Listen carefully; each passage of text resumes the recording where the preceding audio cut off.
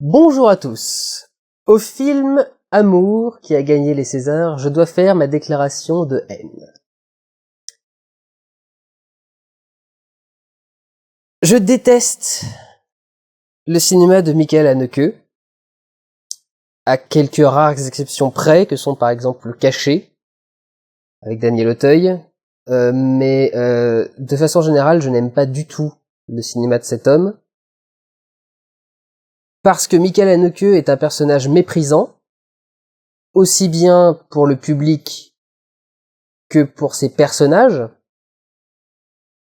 et ça me déplaît énormément.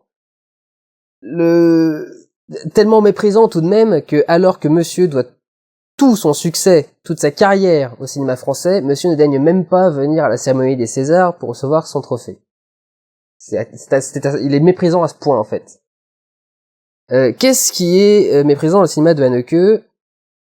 Haneke fait des films extrêmement froids, c'est-à-dire des films très souvent fixes. C'est une des choses qui fait que j'aime un peu plus caché, c'est qu'il y a plusieurs passages où la caméra est à l'épaule et plus vivante, même si elle reste méprisante parce qu'elle poursuit les acteurs de façon comme un espion en fait. On sent que cette caméra leur veut pas du bien, qu'elle les suit pas avec un œil compatissant, mais qu'elle les suit parce que, enfin, avec mépris. Alors que donc ces films en général sont souvent dans des plans très très fixes ou de très petits travelling rapprochés. Mais vraiment c'est une économie très très forte de découpage, ce qui peut être une force, ce qui là est une faiblesse parce que donc les couleurs sont très très froides, les décors sont généralement assez oppressants, l'appartement de l'amour, la maison dans Caché, plus chaleureuse parce qu'un peu moderne, mais c'est quand même enfin une espèce d'armée de bouquins qui t'agresse comme ça quand t'arrives, très très droit, pas un truc, une bibliothèque vivante avec plein de couleurs et tout, c'est tous les bouquins sont de la même couleur, c'est du blanc parfois, bref, assez froid donc, et méprisant avec ses personnages, dans ses choix de cadre en règle générale. Et Amour, c'est vraiment c'est limite la quintessence du cinéma de Haneke dans tout ce qu'il a de plus méprisant, de plus froid et de plus, voilà. C'est assez atroce. Parlons du scénario, ce sont des vieux qui meurent. C'est comme ça qu'Antoine Decaune l'avait résumé à la Cérémonie des Césars, et je dois vous dire que c'est pas faux du tout. Ce sont deux vieux qui vivent ensemble. Je n'ai même pas fait l'effort de retenir les prénoms des personnages parce que voilà. Même, si Haneke méprise ses personnages, il n'y a pas d'raison que moi je les aime. C'est un peu ça le problème. Deux petits vieux qui vivent dans un appartement et la petite vieille fait un AVC au tout début et ça marque le début de sa déliquescence et de ça voilà, elle devient paralysée au fur et à mesure, de plus en plus grave, elle commence à avoir un Alzheimer qui arrive à un moment. Donc elle a du mal à parler, je sais pas si c'est l'Alzheimer d'ailleurs ou si c'est la maladie elle-même qui continue à la dégrader. Je vous raconterai pas la fin au cas où vous auriez envie de le voir, mais enfin bon. Ça se finit de façon froide et glauque. Alors déjà, offrir le prix du meilleur scénario à un truc comme ça, c'est limite putassier. Évidemment que quand on filme des vieux qui meurent, on va faire un truc plein de qui va nous mettre mal à l'aise, ça nous renvoie à notre propre mort, ça nous renvoie à nos propres comportements, aux décisions qu'on doit prendre pour les êtres qu'on aime, qui sont peut-être pas agréables pour eux, mais qu'on aimerait qu'ils prennent pour nous. La petite vieille refuse de se faire hospitaliser alors qu'elle en aurait bien besoin parce que du coup elle devient une charge pour lui et donc lui il a du mal à vivre. Donc est-ce qu'on doit se placer de son côté à lui et l'hospitaliser pour vivre lui-même mieux sa vieillesse, ou est-ce qu'on doit faire cet acte de dévotion à l'être qu'on aime, etc. Donc ça c'est évidemment personnel, et évidemment on fait pleurer dans les chaumières avec ce genre de choses.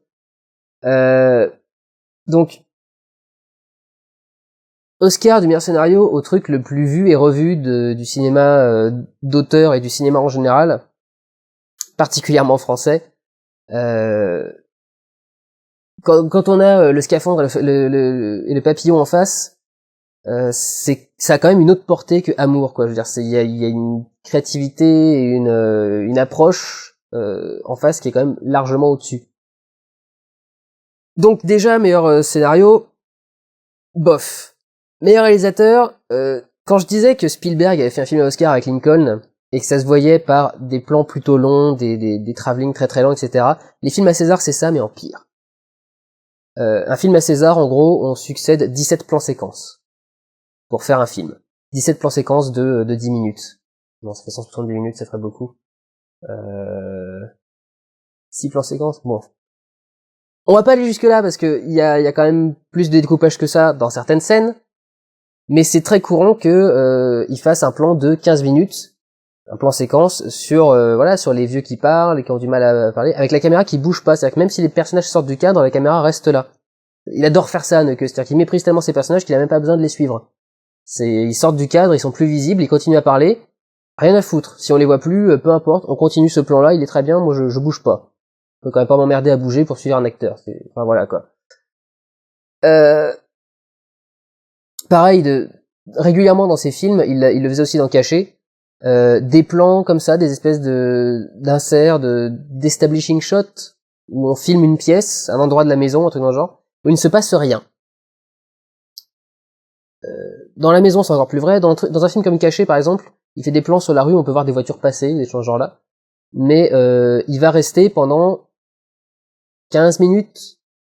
15 minutes, c'est un peu exagéré. 5-6 minutes en plan fixe comme ça, sur un truc où il ne se passe rien. Le pire, il y a 2 films qui ont failli me faire sortir du cinéma dans ma vie. Les Amours imaginaires, de Xavier Dolan, et Funny Games US. Un des films que je méprise le plus au monde. Je ferai sans doute un Pourquoi j'ai raison, vous avez tort un jour sur ce film, mais Funny Games US, c'est vraiment une de mes pires expériences de cinéma à vie. Je crois que je n'ai jamais vu un film que j'ai détesté à ce point-là. Absolument pas pour les thèmes qu'il traite, juste pour la façon dont il est réalisé. C'est pas que ce soit trop dur ou trop glauque ou un truc dans le genre, c'est juste que c'est insupportable comme mise en scène. Vraiment j'ai détesté le film et j'ai envie de me barrer au bout de quelques minutes. Je ne me suis pas barré parce que j'étais avec un jeune homme que j'avais envie de sauter après.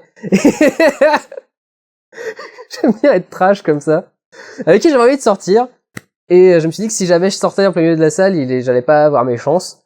Au final, j'ai pas eu mes chances quand même, mais tant pis. Donc voilà, j'aime pas raconter ma vie comme ça, je suis sûr que je suis tout rouge à la caméra. Donc bref, surtout que j'étais trash. Funny Games US, c'est exactement ça, c'est qu'on va avoir des plans comme ça, d'un seul coup, sur une maison, en extérieur, il ne va rien se passer, et on va garder un plan comme ça pendant 5 minutes. Parce que Michael Haneke se fout de son auditoire, se fout de ses spectateurs. Michael Haneke fait ses films en se disant, je vais faire mes films comme je les sens, si les spectateurs comprennent, tant mieux, s'ils comprennent pas, j'en ai rien à branler.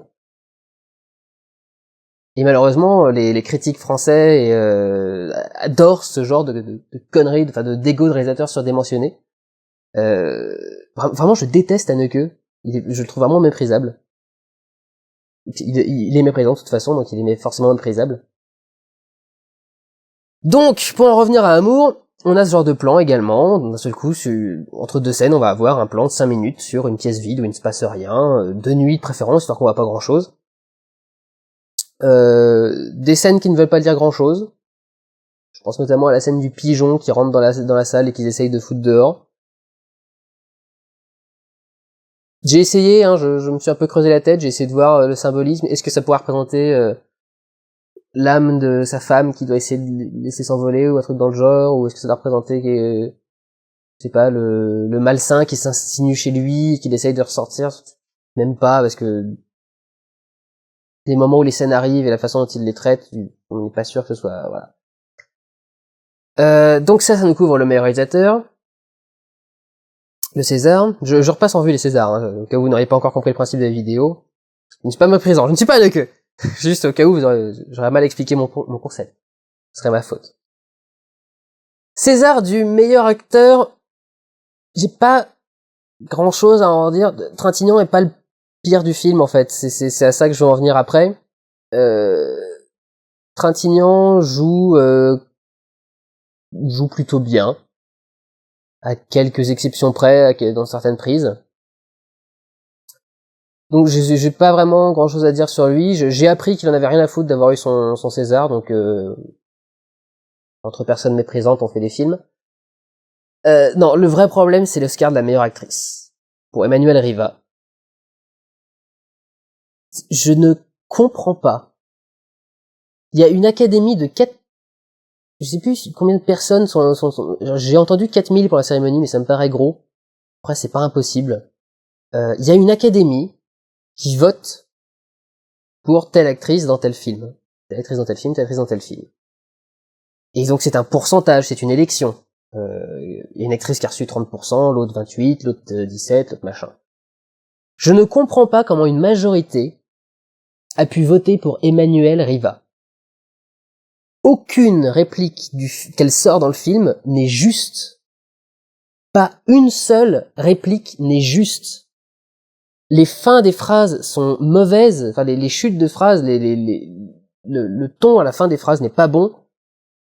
C'est dit sans aucune conviction, c'est dit sans aucune recherche, enfin c'est... On a presque l'impression qu'elle a son texte sous les yeux et qu'elle le lit. Et pour moi, un des gros problèmes de cela, c'est que les acteurs du film ne sont quand même pas tout jeunes, et même en étant acteurs, ayant étant habitués à exercer leur mémoire dans leur vie, je pense qu'à un moment où ça devient compliqué de retenir son texte. C'est une théorie extrêmement personnelle, hein. Je n'essaie pas de dire que je détiens la vérité, je pense que ça peut être pour ça. Je pense que quand Emmanuelle Riva débite son texte, elle essaye plus de le retenir que de le jouer. Et pour moi, c'est ça le problème. C'est que Michael Haneke fait un plan de 15 minutes, un plan séquence, fixe, où la caméra ne bouge pas et toujours sur elle. Elle n'a pas le droit à l'erreur pendant ces 15 minutes. Si elle fait une erreur, on recommence depuis le début. Donc c'est du rush qu'on retourne. J'ai pas vérifié, je pense qu'il l'a tourné en argentique. Parce que je le vois pas, si, il a utilisé du numérique, cela dit, pour cacher. Bon, peut-être que c'était en numérique, peut-être que c'était en argentique, je vous avoue, je me suis pas renseigné là-dessus. Mais, une séquence de 15 minutes, ce qu'on nous apprend à faire à l'école, on nous demande de ne pas faire des séquences trop longues, parce que si on la rate, on recommence tout depuis le début, et donc on prend du temps de stockage, alors, que ce soit de la pellicule, ou du disque dur, ou de la carte numérique. Donc, quand on fait des gros plans séquences, si on se viande, c'est une catastrophe. Donc l'actrice doit retenir 15 minutes de texte non-stop, et à mon avis, forcément, elle essaye plus de se souvenir du texte que de le jouer correctement. Je vais d'abord commencer par me souvenir de mes lignes, et après j'essaierai de les jouer. Et malheureusement, ça se sent. Ce n'est pas possible de donner l'Oscar de la meilleure actrice à Emmanuelle Riva. N'importe qui a vu le film ne peut pas trouver que cette femme joue bien. Peut-être qu'elle a joué bien dans d'autres films, j'en sais rien, je connais pas du tout sa carrière. Mais en tout cas, pour Amour, c'est hors de question de lui donner un César de la meilleure actrice. C'est une aberration totale. Je pense d'ailleurs que c'est la chose qui m'a le plus énervé dans le film, parce que la mise en scène de Haneke, après tout, je la connais, et voilà, je m'attendais bien à ça. Mais alors, le jeu d'Emmanuelle Riva, mais c'est une catastrophe. C'est vraiment... c'est aberrant, c'est une aberration. Donc je ne comprends pas qu'on ait pu voter pour Emmanuelle Riva. En plus, alors quand je l'ai vue aux Oscars, elle faisait un peu méprisante, comme c'était un peu je suis la meilleure actrice française et je sais que je vais avoir l'Oscar de la meilleure actrice pour le même rôle, etc. Enfin bon, toujours très très drôle, mais ce qui était drôle, c'est que Amour était en compétition aux Oscars en tant que film étranger autrichien, réalisé en France avec des techniciens, des acteurs français. Enfin, c'est aucun problème. Je crois que aux Oscars, c'est les producteurs qui sont pris en compte plus que le lieu de tournage et les acteurs dont on va voir. Enfin bon, les Césars, eux, l'ont pris pour un film français. Et donc au final, pour les Césars, César du meilleur film pour Amour, certainement pas, hors de question. C'est vraiment, c'est honteux d'avoir mis ça. Et pour moi, celui qui devait avoir quasiment tous ces Césars, c'est Holly Motors. Voilà, Léos Carax, et je ne comprends pas pourquoi est-ce qu'ils se sont évertués à ne rien donner à Léos Carax. Prenez soin de vous et allez voir des films, du moment que ce ne soit pas Amour, parce que c'est probablement un des pires films que j'ai vu sortir en France dans ces dernières années. Pour le mépris naturel qu'exerce Haneke pour son art et pour son public. Pour son art, sa façon de filmer.